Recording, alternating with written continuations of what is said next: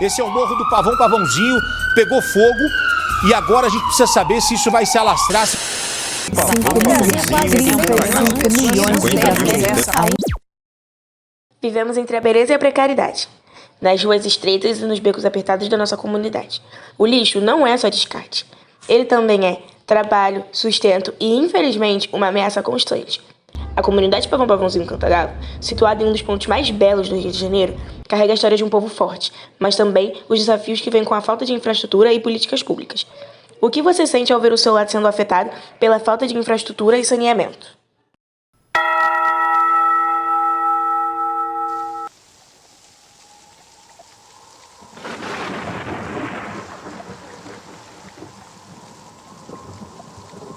Aconteceu a tragédia na comunidade do Pavão Pavãozinho Cantagalo com a queda da caixa d'água que ficava no alto do pavão.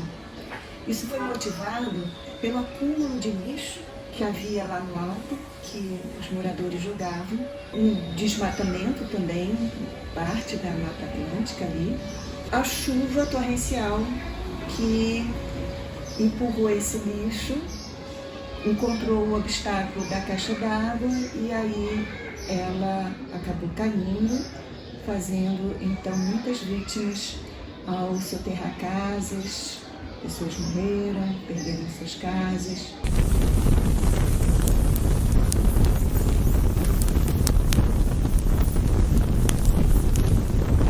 Sou Yane Antunes, sou sócia fundadora aqui do Rio das Águias, território do Vietnã, Pavão Pavãozinho. E estou aqui hoje para falar para vocês um pouquinho sobre o impacto que aconteceu aqui depois do acidente que nós tivemos após um incêndio que destruiu a nossa base. E nós trabalhamos muito a questão ambiental com as crianças. Essa é uma grande preocupação nossa, mas infelizmente toda essa encosta aqui, se você pega uma visão aérea, você tem uma cachoeira de lixo, né, que vem lá do território do Caranguejo até o território do Sarafim, que fica lá no pé do morro. Infelizmente, todo esse lixo, na época do calor, né, com toda a vegetação seca, alguém ou alguma coisa pegou fogo, a gente não sabe o que aconteceu, isso não vem ao caso, incendiou.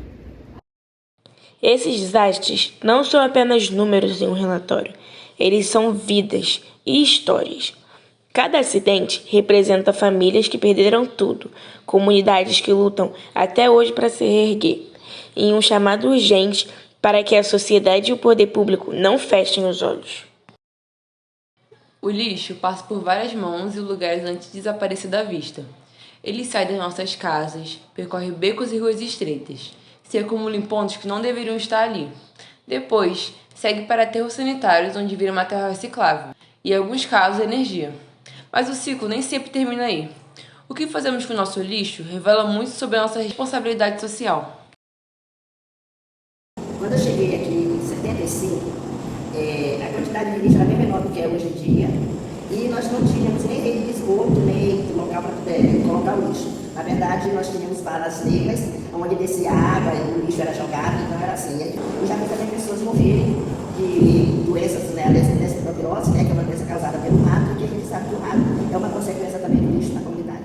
No Brasil, a reciclagem não é apenas uma questão ambiental, mas uma questão social. Os catadores de lixo são invisíveis na maioria das vezes, mas são eles quem limpam as cidades e lutam por um reconhecimento que vai além do que se vê. Só que a nossa comunidade hoje em dia está com uma gestão muito boa, a associação de moradores estão focando muito nesse lixo. A nossa comunidade vai ser um exemplo para várias comunidades do Rio de Janeiro. Mesmo estando no coração do Rio de Janeiro, a realidade do saneamento básico é distante para muitos aqui. Casas de madeira, esgoto a céu aberto e água irregular são parte do dia a dia. A falta de políticas públicas reforça a desigualdade na comunidade. Que ao sair de casa, pelos caminhos, vala, lixo, desce pelas valas, fica normalmente nas nossas portas. Afeta quando a chuva cai e espalha tudo, descendo de rua abaixo.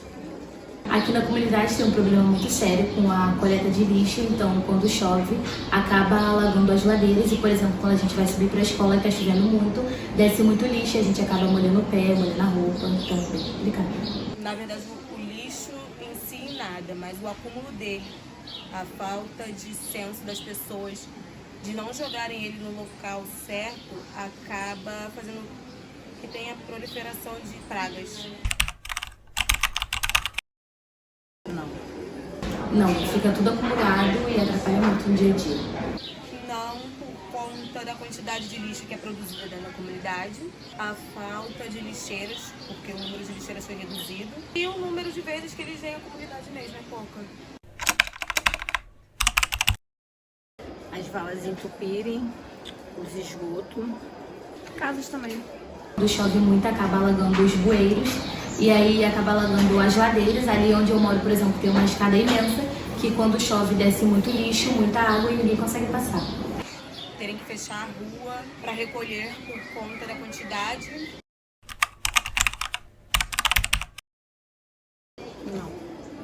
Não. Espigaria mais lixeira na comunidade. Mais caçambas de lixo espalhadas pelo morro, principalmente lá no VET, na quinta estação. E nós também coletar esses lixos, por exemplo, tipo, não só uma vez no dia, só que mais vezes, 2 ou 3 vezes no dia. Espalhar mais lixeiras na comunidade e o maior, eles virem mais vezes para recolher. Mais palestras de conscientização de onde o lixo tem que ser jogado e a forma que elas descartam o lixo. Não, porque aqui desce abaixo. Em casa a gente joga o lixo direto na caçamba, então acredito que ele vai pro local certo. Da minha casa para a lixeira e da lixeira para o aterro sanitário. Não é de hoje, né, que os moradores reclamam sobre o lixo. Também não é de hoje que os moradores são os próprios criadores desse lixo. E, de fato, essa reclamação é constante. No momento, a Associação de Moradores está em parceria com a Comurb, com a coleta que é realizada, né, 2 vezes ao dia, 7 vezes por semana. Só que sabemos que não é o suficiente pela quantidade de pessoas que cresceu, a população aumentou.